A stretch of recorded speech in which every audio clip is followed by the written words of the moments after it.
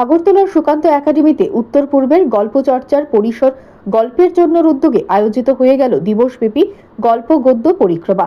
রবিবার এই আয়োজনে ছিল উত্তর পূর্বের গল্প নিয়ে বিষয়ভিত্তিক আলোচনা, নির্বাচিত গল্প পাঠ, গল্পকার সম্মাননা, গল্পের নতুন পত্রিকা প্রকাশ, বসে গল্প লেখা। এদিন এই অনুষ্ঠানে রাজ্যের গুণী সঙ্গীত শিল্পীদের পরিবেশনা অনুষ্ঠানে ভিন্ন মাত্রা যোগ করে।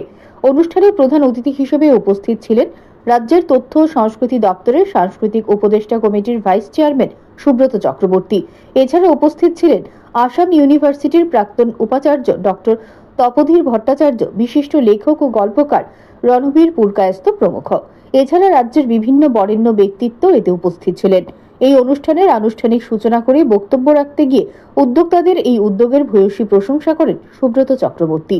তিনি এদিন গল্পের প্রাসঙ্গিকতা তুলে ধরে তার বক্তব্যে উল্লেখ করেন যে লেখকের লেখা যদি পাঠকের মনে দাগ কাটে তবে তা চিরস্থায়ী হয়ে থাকে, এতে সমাজ আরো সমৃদ্ধ হয়। এদিন রাজ্যের অনেক নতুন নতুন গল্পকারের রচনাও এই অনুষ্ঠানে এক অনন্য মাত্রা এনে দেয়। তার সৃষ্টি করেন, শিল্পী সৃষ্টি করেন, কিন্তু সেই সৃজন যেটা রয়েছে সেই সৃজন যদি স্থায়ী কোনো একটা, আমরা শরৎচন্দ্রের ভাষায় দাগ রেখে যাওয়া যেটাকে বলে, স্থায়ী যদি একটা দাগ রেখে যায়, দাগ কাটে হৃদয়ে, তাহলে সেটা মানুষের কাছে চিরকাল স্মরণীয় হয়ে থাকে এবং তাতে করে আমাদের সেই চিন্তনের যে আদান প্রদান এবং যে নতুন সৃজন, তাতে করে আমাদের সমাজ, সংস্কৃতি, সভ্যতা সমৃদ্ধ হয়। সবাই ভালো থাকবেন।